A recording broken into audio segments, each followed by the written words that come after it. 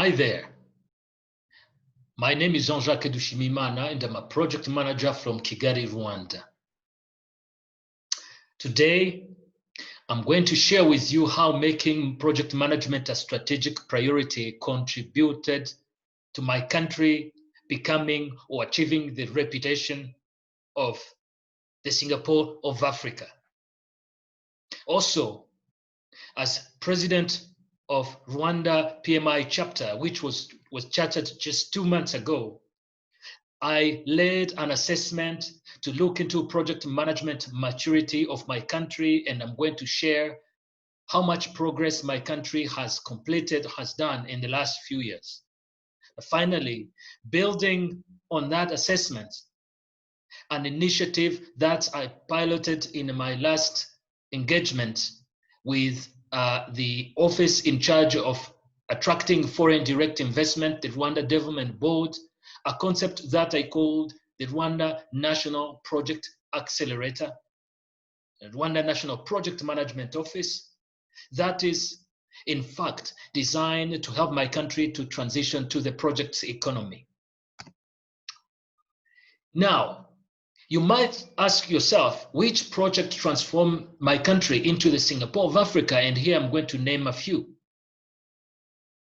On the bottom left, the Kigali Convention Center, a building that is made, of course, by a conference center with that famous dome displaying colors of my country. It has also a 5-star hotel, and it is supposed to attract, or even managed to attract, big meeting, event, incentive, and conferences in my country, contributing to the GDP growth. And this building was built at a tune of 300 million USD. In the middle, a power generation project, the Kivu, initial budget of 325 million USD. This is currently producing 26 megawatts, and the intended production when project complete phase 2, it's going to be producing 100 megawatts, which is basically covering a third of energy needs in my country. You also have the mountain gorilla, very famous. This species was at the brink of being wiped out of the face of the earth following the genocide against the Tutsi in 1994. But thanks to efforts from the government, from environmentalists and other conservationists, this species is now thriving.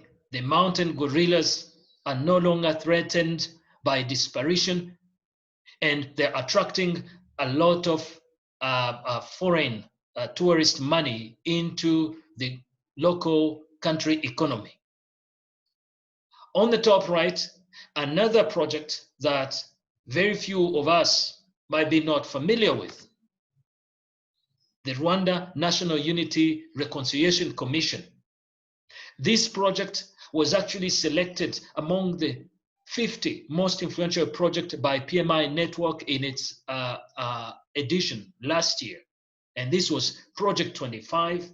The National Unity and Reconciliation Commission of Rwanda was selected for forging a path to recovery and redemption amid severe trauma, contributing to Rwanda's education, women's rights, and the economy in general. So, a few projects that made my country the Singapore of Africa, but there's more. Look at these statistics. Over 8% average year-on-year real GDP growth rate since 2007. This is published by the World Bank. Rwanda is also third as most popular destination for conference and events in Africa after South Africa and Morocco, and the convention center that I have presented to you is one of the key cards that Rwandans use. Rwanda is also second in Africa after Mauritius and 41st in the World Bank Ease of Doing Business, explaining why Rwanda is very successful in attracting FDI, foreign direct investment. Safety, second most peaceful in the region and 14th in Africa. This is published by the Global Peace Index. Finally, Rwanda has a reputation of being clean. For those who visited Kigali, I hope you agree with me, Kigali is regarded as the cleanest city in Africa. Now, to make Rwanda what it is today, the Singapore of Africa, project management played a very important role. As the country grew, project management also transformed itself, both in private and public sector. So what follows is basically a few steps in the project management journey for my country, Rwanda. As I said, we can go back as far as 1998, 4 years after Rwanda got out, one of the most traumatic events, the genocide against the Tutsi, which killed almost 1 million of people.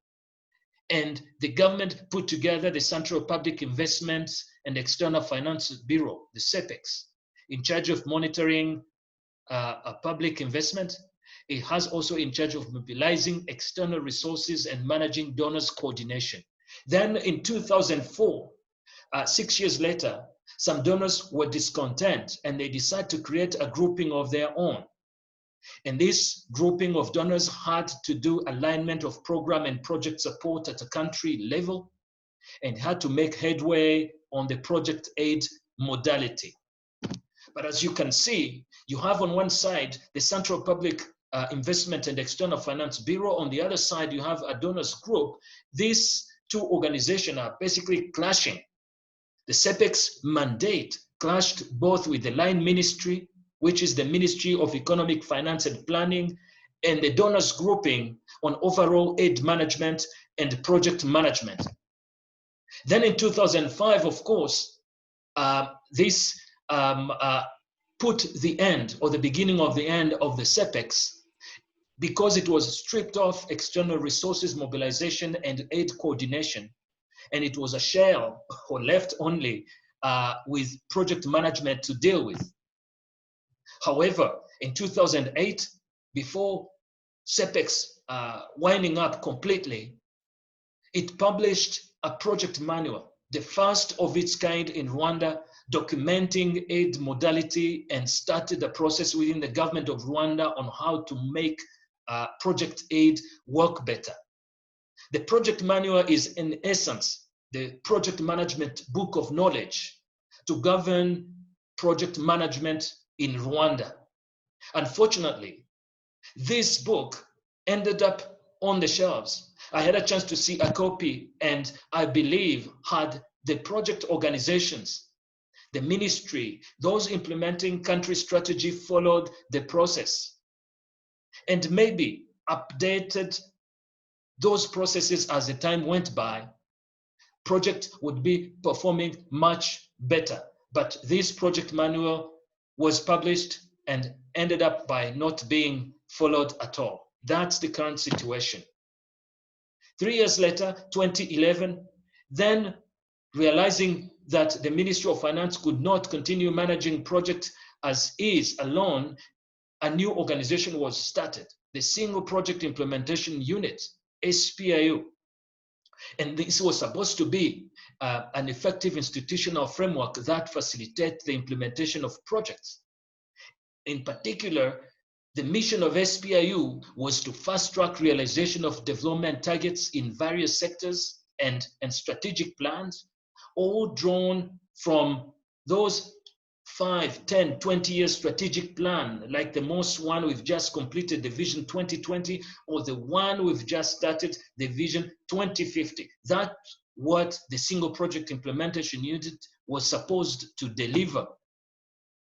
However, in 2016, again, a report was commissioned by the Ministry of Finance to assess the performance of the Single Project Implementation Units that were scattered in different ministries, in different parastatals, in different government organizations.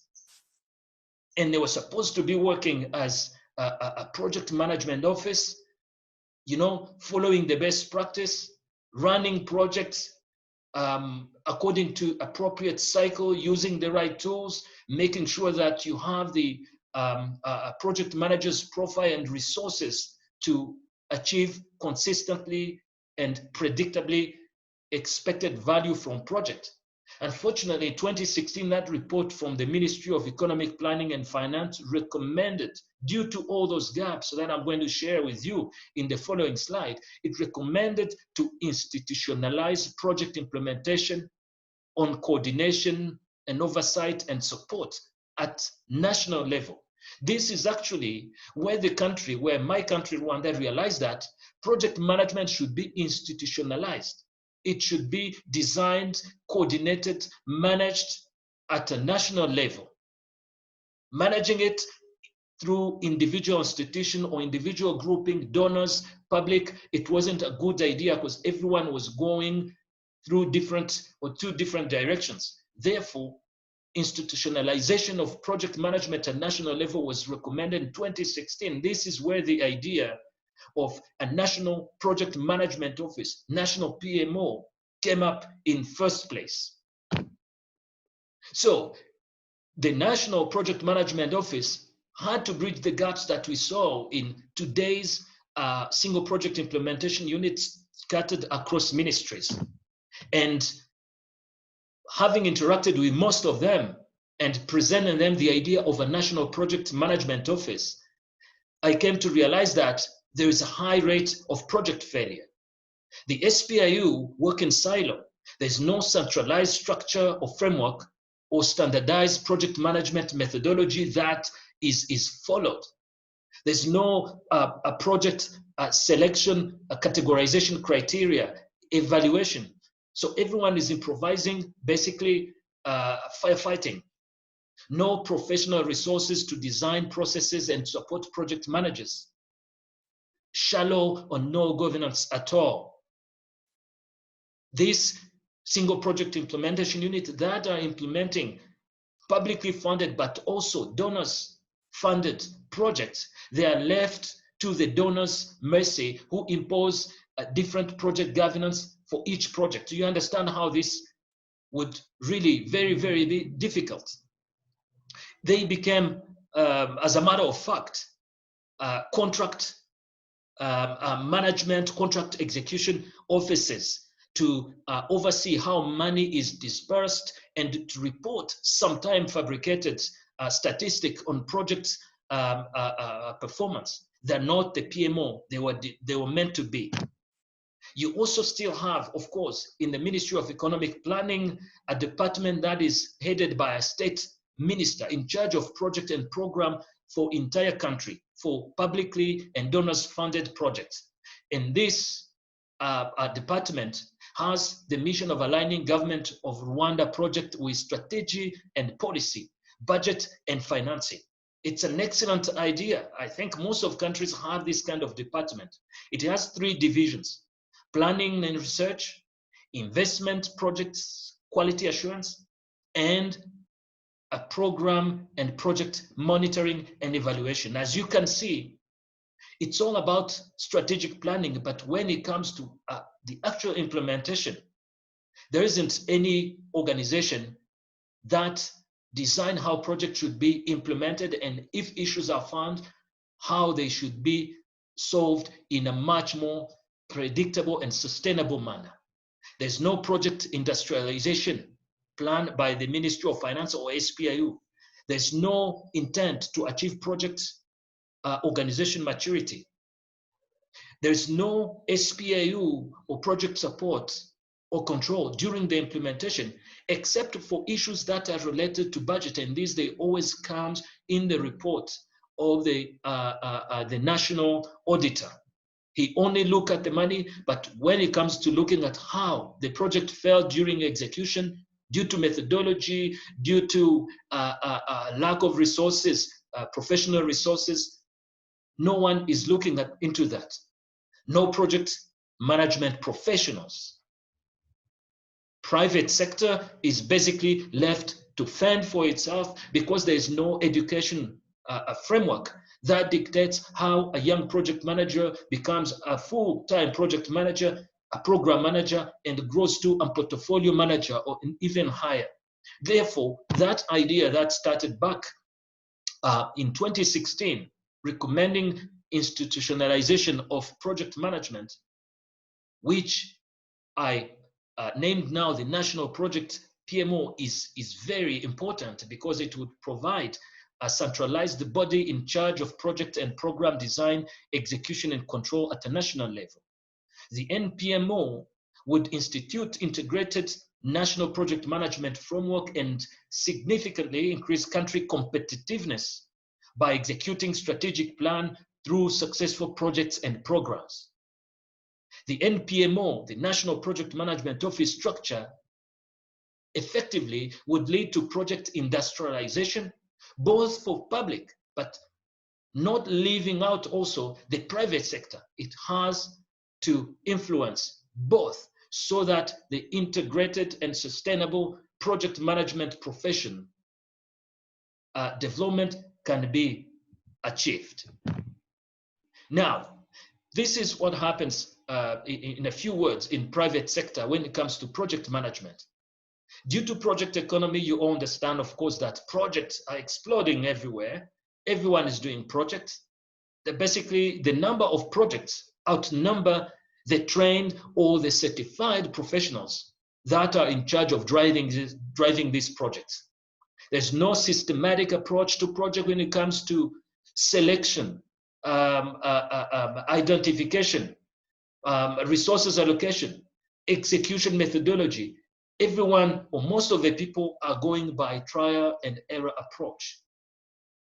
Major projects are usually run by foreign consultant or a few national consultants to make sure that they achieve the results because they are the focus of attention. And if you throw operations managers who usually run most of the project, they are going to fail. So organizations are going to hire experts to come and run project, and the one project is done, they take a plane and they go back home. So they, taking back the knowledge. There's a lack of coherence in project management competence development. It's almost chaos. You have universities running short programs. You have 4 registered education providers. By the way, these 4 REP, they just, got accredited in the only year of 2019. This tells you a bit about the project management training market. Everyone is into it, including REP that, mushrooming, bogus trainers who come mostly driven by project management buzz to make a quick buck, and then they go back home. So without coherence, how are you going to have a solid profession in Rwanda? There's a particular program with a recent university, the Kepler University, and it is the only one in Rwanda that has an undergraduate program in project management, and the Kepler University has just started this program. On the good side, the good news, in November 2019, basically the PMI Rwanda chapter became a potential chapter. We currently have about 40 members in good standing. And when you look at the entire country, look at the chart, the certified project managers in Rwanda between 2011 and 2019. Now we have less than 35 certified project managers, both combining KPM and full PMP.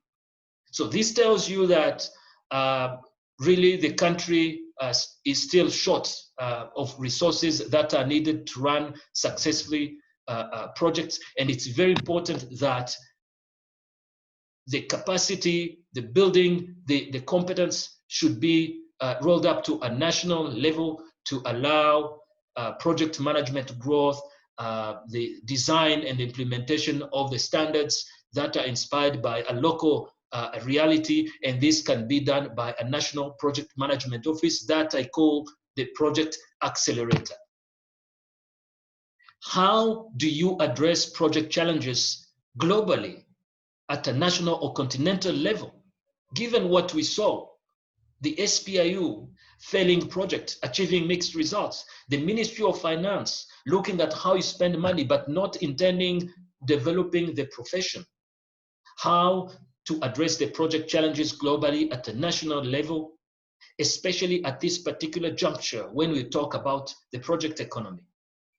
Now, the chapter, the young chapter that I am a president of, performed an assessment on the project maturity for Rwanda. On a scale of 1 to 4, Rwanda basically ranks between 1 and 2, which means it's between standardized and measure level. When you remember about the OPM 3 method, most of the organization, whether in public or in private, are still, trying to do analysis and reporting processes that include cost and schedule variance. Sometimes you have go or no go decision and corrective measures are implemented, but we haven't reached at a level where trends are reported at a multiple level. There are no comprehensive controlled investment action plan that are taken. Organization-wide complete process followed to identify and track or communicate new projects are inexistent. So between 1 and 4, Rwanda is still stuck between 1 and 2. And I believe that to be able to achieve the continuous improvement, which is level 4, the issue of project management in my country and probably in most countries of Africa can be addressed by a national project accelerator. They have to be addressed not only at a single organization level. This competence of strengthening project management can be done only at a national level. That's how you drive it. The NPMO would address project management practice challenges at a national level. It would highlight improvement for organizations to achieve better business results, and it would take into account the country level of project maturity by making an assessment and knowing exactly where we are and where we want to be and how to get there. Only a national project management office can do that. Now, finally, it would measure organization against the best in class managing projects, programs, and portfolio using model such as the Organization Project Management Maturity Model, or OPM3, that most of us here professionals know of. And that national organization, national framework would be capable of taking my country and African countries to the next level. That being said, the NPMO is basically the best way how to make strategic project management a priority. It is a strategic project accelerator. Now, why is it needed? Especially in this time where we're talking about the entire world embarking, buying into the project economy. In the post-corona era, it's very important that African countries and corporate entities became capable of identifying strategic priority sectors and important skills and competence that are needed to nurture the country project development, and this ultimately will position themselves ahead of the pack. Countries that are able to identify those important skills are going to be winning. They're going to be very competitive. And project management is an important vehicle in achieving nation's strategy. Raising our project management practice among other management practices will definitely increase the chance of strategy execution success. We all know that in developed countries, project management practices improve naturally as a result of industry forces. However, in a third world countries and poor country like, African countries, governments can expedite and stabilize this improvement by establishing a focused national entity, the National Project Management Office, NPMO, that I called the National Project Accelerator, in a concept that I presented and worked on with the Rwanda Development Board. It is still a project. I'm just hoping that I'm going to get enough attention and political backing to create this framework to start this office, national PMO as recommended in 2016 by the Ministry of Economic Planning and Finance. Now, what essentially a national project management office does and how does it do it? A few things just I have identified. I believe it's very important to establish a national project management regulatory framework. The NPMO would suggest regulations and policies which encourage standards project management framework. It would embed in some PM technique as part of government contracts. It would also establish a dedicated project unit structures in government, similar to SPIU, but then allow them to work together, not working in silo, and everyone building on lesson learned to perform better. The NPMO must also lead the PM education, training, and mentoring, enabling project managers by obtaining knowledge, skills, tools, and technique. It would also contribute to project management curriculum design and training plans development. No one is doing that. As I said, bogus trainers are flying in, REP are mushrooming, attracted by a quick buck and making money. There's no sustainable project management education in Rwanda, and probably this is the case in so many other African countries. The NPMO can act as a national center of project management excellence by monitoring and supervising national project and program performance. It will be a center of knowledge to capture, unify, and share knowledge and best practices. It would also be collaborating with PM communities like the chapters and other organizations to market and spread the project management discipline. Yeah, that goes hand in hand with professionalism by creating a project management career path with clear salary ladder and project managers, especially in the government, encouraging employees to join this field. This is critical. Having also a national project management office would make sure that the project management framework that is created is inspired by local experience, because each country has a unique characteristics, including project management maturity level, culture, demographic, etc. You know, global certifications are great, but they need to be also connected to the local reality.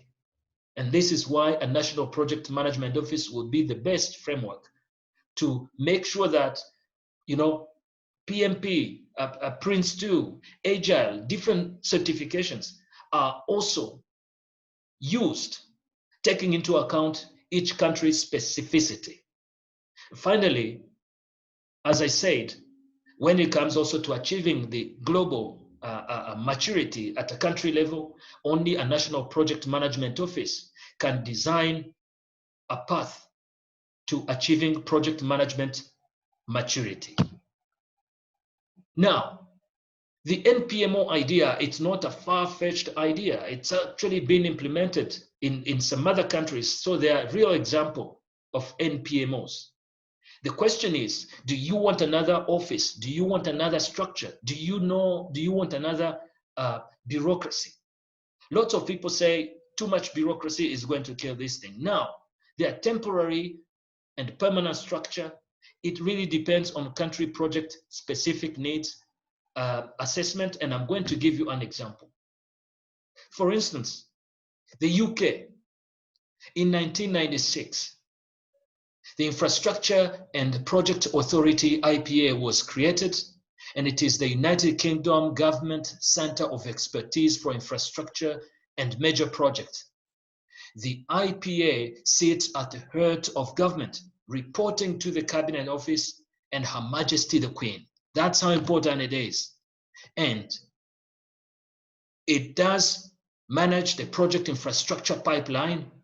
It does quality assurance, functional delivery standards capability framework, and it is involved in collaboration between the UK project organizations and international organization where the expertise resides. In 2016, the Kingdom of Saudi Arabia started the National Management Organization, also known as MASHROT, established by the Council of Ministers to improve efficiency and quality of project, established a criteria for program and project management office, implement the best international practices. The MASHROT office had also to develop project standards, contract template for project management offices, and you can read more for yourself. There's also a temporary structure in USA, 2016. There was a program, the Program Management Improvement and Accountability Act, PMIAA, signed into law by President Obama, December 2016, to improve federal project outcomes by enhancing best practices in project and program management throughout federal government. The PMIAA had also to recognize the essential role of executive sponsorship, making sure that the project have not only the competence, but they are supported at a very high level so that they can succeed. That Project Management Improvement and Accountability Act created also a formal job series and career path to program management. It has also the responsibility of sharing knowledge of successful approaches. This is basically making every government organization in USA working together to make sure that lessons learned are going to drive future project performance. So, in conclusion, African countries and my country, to be able to transition to the project economy, it is very important that the effort of designing and developing in a sustainable way the competence that is needed to deliver key projects, strategic project, it's done at a national level. Some countries are already doing it, and my country and the African continent as a whole has to do something about it. And what I proposed was this idea that is not new of creating a center of excellence, a national project management office, which I named in the case of Rwanda, a national project accelerator, allowing my country that is known as a Singapore of Africa to continue its fast-paced progress and successfully transition to the project economy. Thank you very much.